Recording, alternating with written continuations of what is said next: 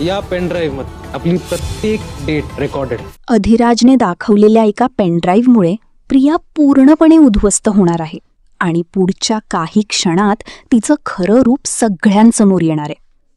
Scene फक्त तुझ्या एका गुन्ह्याची शिक्षा मिळाली. सुरू होतो. आदिराज थेट सुभेदारांच्या घरी पोहोचतो. घरात सगळे आधीपासून बसलेले, वातावरण तणावाने भरलेलं, आणि तेवढ्यात प्रिया देखील तिथे येते.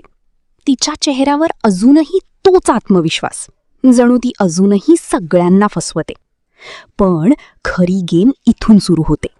आदिराज थेट तिच्याकडे बघून म्हणतो, तुला वाटत होतं की तू मला फसवत होतीस, पण खरं सांगू, आम्हीच तुला फसवत होतो.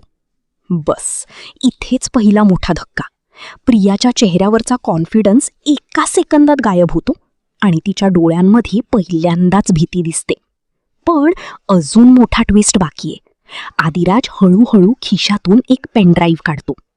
आपल्या प्रत्येक भेटीचं, प्रत्येक डेटचं सगळं काही यात रेकॉर्ड आहे. हे ऐकताच प्रिया पूर्णपणे हादरते. तिच्या पायाखालची जमीनच सरकते आणि इथून तिचा गेम संपायला सुरुवात होते. फक्त प्रिया नाही तर अश्विनलाही प्रचंड धक्का बसतो. ज्यावर तो विश्वास ठेवत होता तीच व्यक्ती त्याला फसवत होती. आणि आता प्रिया शेवटचा प्रयत्न करते. ती अश्विनकडे बघून घाबरलेल्या आवाजात म्हणते, अश्विन, हे सगळं खोटं आहे, मला फसवलं जात आहे. पण यावेळी अश्विन थांबत नाही. तो थेट तिच्याकडे बघून म्हणतो, खोटेपणा तू करत आहेस तन्वी, आणि आता सगळं स्पष्ट झालंय. हा सीन म्हणजे फुल टर्निंग पॉइंट आणि पुढचा डायलॉग सगळं संपवतो. तुझा नवरा आता तुझ्यासोबत उभा राहणार नाही. बस इथे प्रिया पूर्णपणे कोसळते. पण अजून सगळं संपलेलं नाही. सायली आणि अर्जुन पुढे येतात आणि कोणताही विचार न करता प्रियाला घराबाहेर काढतात. दरवाजा बंद होतो आणि प्रिया बाहेर एकटी उभी राहते. हा सीन खूप हेवी आहे, पण पुढचा ऐकून अंगावर काटा येतो. अर्जुन तिच्याकडे बघून म्हणतो, आता तर तुला फक्त तुझ्या एका गुन्ह्याची शिक्षा मिळाली आहे. आणि सायली जे बोलते ते खूप भयानक आहे. आम्हाला तुला एका घावात संपवायचं नाही प्रिया. आम्हाला तुला रोज तुझं एक एक सत्य आणि एक एक गुन्हा बाहेर काढायचा आहे. याचा अर्थ काय? सविस्तर रिव्ह्यू या व्हिडिओमध्ये पाहूया.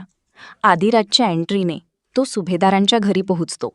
घरात सगळे हॉलमध्ये बसलेले असतात आणि वातावरण आधीच थोडं तणावपूर्ण वाटतं. या सीनमध्ये डायरेक्शन खूपच टाईट आहे, कारण कोणतीही बॅकग्राऊंड म्युझिक ओव्हर ड्रामॅटिक नाही. पण सिच्युएशन स्वतःच इतकी भारी आहे की प्रेक्षक लगेच कनेक्ट होतात. माझं ओपिनियन, ही एंट्री खूपच स्ट्रॉंग होती. आदिराजचा कॉन्फिडन्स आणि त्याचं बॉडी लँग्वेज स्पष्ट सांगतो की आज काहीतरी मोठं उघड होणार आहे. यानंतर प्रिया तिथे येते आणि इथून खरी गेम सुरू होते. आदिराज थेट प्रियाला उद्देशून बोलतो, तुला वाटत होतं की तू मला फसवत होतीस, आणि लगेचच तो गेम पलटवतो, पण आम्ही तुला फसवत होतो. हा डायलॉग खरंच एपिसोडचा टर्निंग पॉइंट आहे. इथे लेखकांनी खूप स्मार्टली प्लॉट ट्विस्ट दिलाय. माझं ओपिनियन, हा डायलॉग पूर्ण सीनला वेगळ्या लेवलवर घेऊन जातो, कारण इथून पुढे प्रेक्षकांचा सगळा परसेप्शन बदलतो. यानंतर आदिराज पेनड्राईव्ह काढतो आणि सांगतो की त्यांच्या प्रत्येक डेटची रेकॉर्डिंग त्यात सेव्ह आहे. हा सीन तर अक्षरशः शॉकिंग आहे. प्रियाच्या चेहऱ्यावरचं एक्सप्रेशन, तिचा गोंधळ, भीती, सगळं खूप रिअलिस्टिक वाटतं. इथे बॅकग्राऊंड स्कोरही खूप योग्य वापरलाय. माझं ओपिनियन, हा सीन एपिसोडचा हायलाईट आहे. पेनड्राईव्ह सारख्या छोट्या गोष्टींनी इतका मोठा ट्विस्ट देणं हे खरंच कमाल लेखन आहे.